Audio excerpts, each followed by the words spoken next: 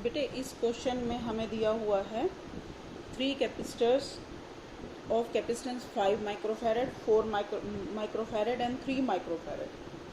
First and second are connected in series and third in the parallel with them. तो पहले हम क्या करेंगे 5 माइक्रोफैरड और 4 माइक्रोफैरड को सीरीज़ में ले लेंगे। सीरीज़ का मतलब एक के बाद एक। फिर उसके बाद हम उन दोनों का जो भी कॉम्बिनेशन है, अब इन दोनों का यहाँ से यहाँ तक ये कॉम्बिनेशन हो गया, इसके साथ हम ये पैरेलल में ले लेंगे C3 तीसरा 3 माइक्रोफैरड वाला कैपेसिटर। इसका मतलब अब हमें निकालना है इक्विवेलेंट कैपेसिटर ए और बी के बीच में। तो ए और बी के बीच में हमारे पास दो रास्ते हैं, एक तो C1 और C2 से जाने का और दूसरा ए से सीधा 3 माइक्रोफैरड से जाने का। इसका मतलब इन दोनों का तो पहले क्या होगा सीरीज़ कॉम्बिनेशन, फिर जो भी रिज़ल्ट आएगा उसके साथ इसका क्या होगा पैरेलल कॉम्बिनेशन। तो पहले हमने ले लिया सीरीज़ कॉम्बिनेशन C1 और C2 का, वो होगा C12 ले लिया, C1 multiplied by C2 divided by C1 plus C2। तो 5 multiplied by 4 divided by 5 plus 4, तो ये आ गया हमारा 20 डिवाइडेड बाय 9, 20/9 माइक्रोफैरड। ये हो गया अगर हम यहाँ से जाते C1 C2 से।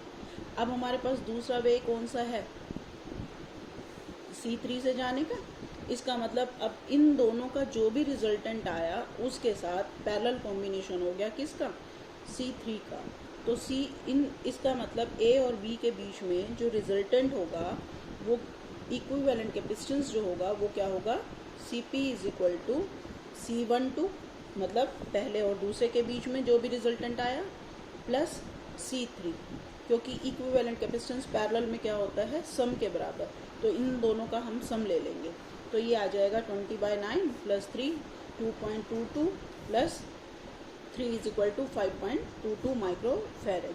इसके बाद तुम्हें क्वेश्चन दिया हुआ है 5.20 जिसमें C1 और C2 की वैल्यूज़ दे रखी हैं।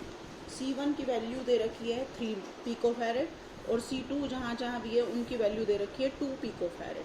और हमें इक्विवेलेंट कैपेसिटेंस निकालना है A और B के बीच में।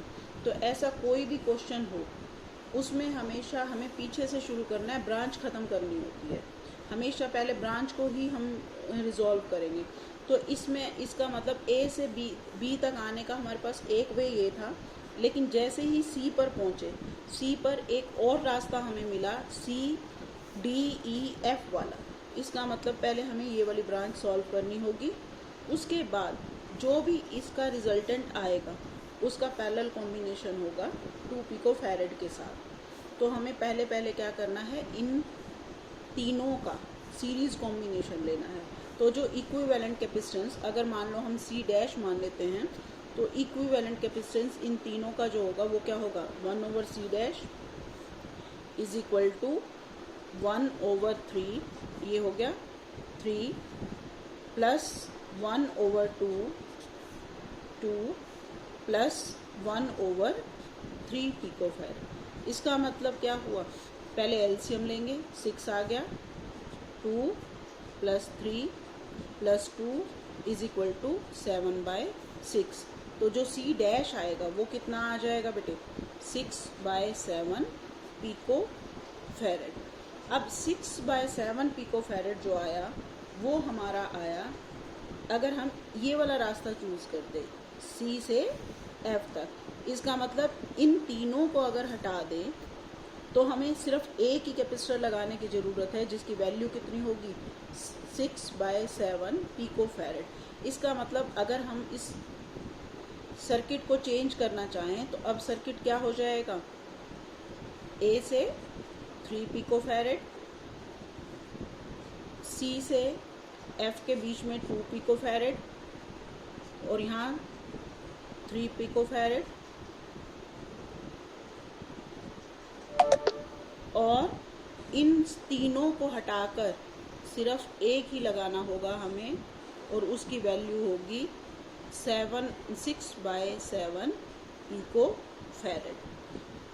अब 6/7 और 2 पिकोफैरेड, ये दोनों, इन दोनों का पैरेलल कॉम्बिनेशन हो जाएगा, क्योंकि अब यहाँ से एक C से F तक जाने के हमारे पास फिर से 2 वे हो गए, एक तो ये हो गया और एक यहाँ से यहाँ। इसका मतलब इन दोनों का कौन सा कॉम्बिनेशन होगा? अब ये पैरेलल कॉम्बिनेशन। तो पैरेलल कॉम्बिनेशन अगर हम लेंगे तो इन दोनों को पैरेलल कॉम्बिनेशन अगर हम लेते हैं तो क्या आएगा? CP is equal to 2 + 6/7। तो ये वैल्यू आ जाएगी तुम्हारी ऐड करके 14 + 6/7 इज इक्वल टू 20/7 पिकोफैरेड। ठीक है। अब इसका मतलब इन दोनों का भी अब हमने रिजल्टेंट ले लिया C और F के बीच में। तो अब हमें फिर से क्या मिला? नया सर्किट 3 पिकोफैरेड, 20/7 पिकोफैरेड और 3 पिकोफैरेड। अब इन तीनों का सीरीज कॉम्बिनेशन से फॉर्मूला लगाकर 1/C is equal to 1/C1 + 1/C2 + 1/C3, इससे रिजल्टेंट आ जाएगा। ठीक है बेटे।